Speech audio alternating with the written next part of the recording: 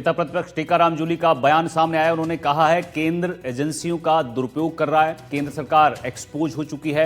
टीकाराम ने कहा कि कोर्ट ने बीजेपी की केंद्र सरकार को एक्सपोज कर दिया। राजस्थान में तो सरकार है ही नहीं, यहां तो पर्ची सरकार है। दिल्ली से जो चीज भेज दी वही होता है। मनरेगा का नाम बदलने पर जूली ने कहा है कि केंद्र सरकार महात्मा गांधी नरेगा का नाम नहीं बदल रही, बल्कि इस योजना को बंद करना चाहती है। कांग्रेस ने ईडी के एक्शन के खिलाफ प्रदर्शन किया है।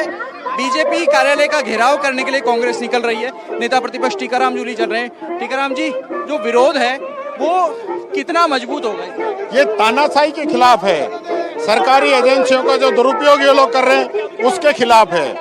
इन्होंने ईडी के माध्यम से, सीबीआई के माध्यम से, इनकम टैक्स के माध्यम से, चुनाव आयोग के माध्यम से जिस प्रकार से जो काम कर रहे हैं, विपक्षी पार्टियों को डराने का, धमकाने का, मुकदमे दर्ज करने का, ये गलत है। और ये कल जो कोर्ट का फैसला है उससे साबित हो गया कि ये तानाशाही कर रहे थे। सुब्रमण्यम स्वामी की शिकायत थी, उसके ऊपर ये जांच हुई और कहा जा रहा है कि एफआईआर तक दर्ज नहीं हुई।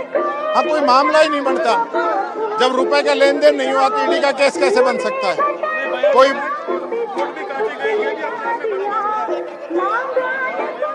और पीसीसी चीफ गोविंद डोटासरा, कांग्रेस के दूसरे नेता भी यहाँ पर मार्च कर रहे हैं। और यहाँ कांग्रेस के विधायक, अलग अलग क्षेत्रों से आए जनप्रतिनिधि विधायक मौजूद हैं।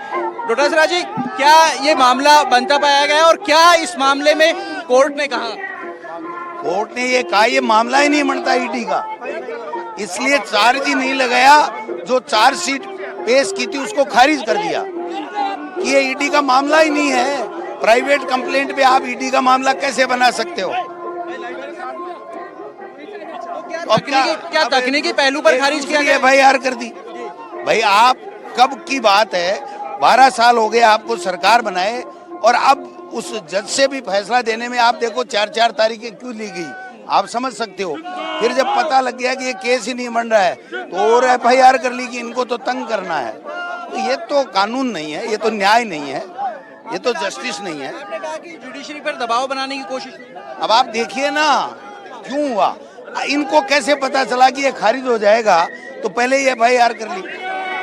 तो जो परिस्थितियां हैं वो बयां कर रही है। तो कांग्रेस अपना मार्च कर रही है बीजेपी कार्यालय की तरफ। पीसीसी चीफ गोविंद डोटासरा, नेता प्रतिपक्ष टीकाराम जूली, पूर्व मंत्री प्रताप सिंह खाचरियावास समेत दूसरे नेता भी यहाँ पर मौजूद हैं। और इन लोगों का कहना है कि जो ईडी ने जिस तरीके से जांच की वो मामला ही नहीं बनता था, और कोर्ट ने जब उस मामले पर कॉग्निजेंस नहीं लिया, उसे साफ कांग्रेस के नेताओं को लग रहा है कि ईडी और दूसरी संस्थाओं पर दबाव बनाने की कोशिश हो रही है। और यही कारण है कि ये लोग बीजेपी कार्यालय का घेराव करना चाहते हैं। अपने कार्यकर्ताओं के साथ में ये लोग संख्या बल दिखाते हुए पहुंच रहे हैं। सवाल ये है कि कांग्रेस के कार्यकर्ताओं में इस प्रदर्शन से कितनी ऊर्जा आएगी, कितने उत्साहित होंगे। कैमरा पर्सन निर्मल के साथ शशि मोहन, एनडीटीवी। उधर बीकानेर में भी कांग्रेस ने केंद्र सरकार के खिलाफ प्रदर्शन किया है। कांग्रेस कार्यकर्ता और पुलिस में झड़प भी यहां पर हुई है। पुलिस ने कांग्रेस कार्यकर्ताओं को रोका है। बीजेपी कार्यालय जाने से पुलिस ने रोका और उसी वक्त यहां पर कार्यकर्ताओं और पुलिस में झड़प हो जाती है। तो आपको बड़ी खबर बीकानेर से बता रहे हैं, तस्वीरें जहां कांग्रेस ने केंद्र सरकार के खिलाफ प्रदर्शन किया। यहां पर भी बीकानेर में कांग्रेस कार्यकर्ता बीजेपी दफ्तर की तरफ कूच कर रहे थे और उसी वक्त पुलिस ने इन्हें रोका।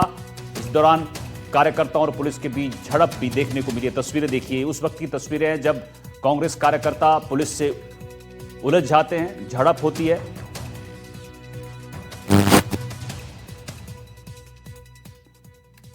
मुख्यमंत्री भजनलाल शर्मा ने जालौर के अहौर में 338 करोड़ रुपए से ज्यादा के विकास कार्यों का लोकार्पण और शिलान्यास किया है। इस अवसर पर मुख्यमंत्री ने जनसभा को संबोधित करते हुए कहा कि राज्य सरकार की 2 साल की जो उपलब्धियां हैं उनको गिनाते हुए चर्चा की। मुख्यमंत्री ने ग्रामीण और शहरी समस्या समाधान शिविर का अवलोकन भी किया।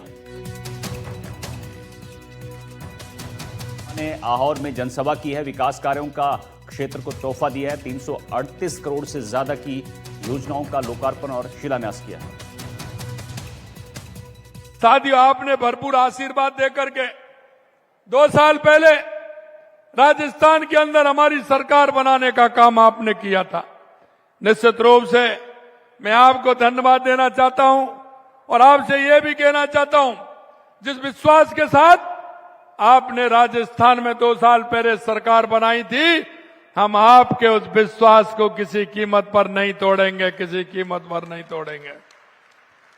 इसलिए हम आज आपके बीच में, क्योंकि हमारे देश के यशस्वी प्रधानमंत्री नरेंद्र मोदी जी कहते हैं कि हर पार्टी को जो सरकार आती है उसको हर साल हमारी जनता के बीच में जाकर के हिसाब देना चाहिए कि हमने जनता के कामों को कितना किया है। इसलिए मैं कहना चाहता हूं आपसे, हम 1 साल हुए थे तो हम आपने राजस्थान की जनता को हमने हिसाब दिया था, और अब 2 साल हो गए तो आपके बीच में हिसाब देने के लिए फिर से हम उपस्थित हुए हैं कि हमारी सरकार ने क्या किया है। जयपुर से आपको बड़ी खबर बताते हैं। यहां एसआईआर को लेकर बीजेपी ने कार्यशाला जारी की है। वर्कशॉप में सीएम भजनलाल शर्मा भी मौजूद हैं। कार्यशाला में पार्टी ने विधायकों को बुलाया है। कल एसआईआर का ड्राफ्ट वोटर लिस्ट जारी हुई थी। अब यहां पर वर्कशॉप का आयोजन किया जा रहा है। तो एसआईआर को लेकर बीजेपी की कार्यशाला यहां पर हो रही है और यहां पर सीएम भजनलाल शर्मा भी मौजूद हैं। भारत निर्वाचन आयोग की तरफ से घोषित विशेष गहन पुनरीक्षण 2026 यानी एसआईआर का काम पूरा हो गया है। मंगलवार को जारी हुई लिस्ट में प्रदेश भर में करीब 42 लाख लोगों के नाम को लिस्ट से हटाया गया है, यानी वोटर लिस्ट का ड्राफ्ट पब्लिकेशन भी हो गया है और इसी के साथ शुरू हो गई है सियासी उठापटक। अब मामले में नेताओं के बयान सामने आ रहे हैं। लिस्ट को लेकर बाल मुकुंदाचार्य का कहना है कि फर्जी मतदाताओं को चले जाना चाहिए। वहीं टीकाराम जूली ने तो कह दिया कि सरकार की मंशा साफ नहीं है और इससे गरीब तबके के लोगों को नुकसान होगा। आखिर में झावर सिंह खर्रा ने कहा कि इसके माध्यम से मतदान सूची का शुद्धिकरण हो रहा है।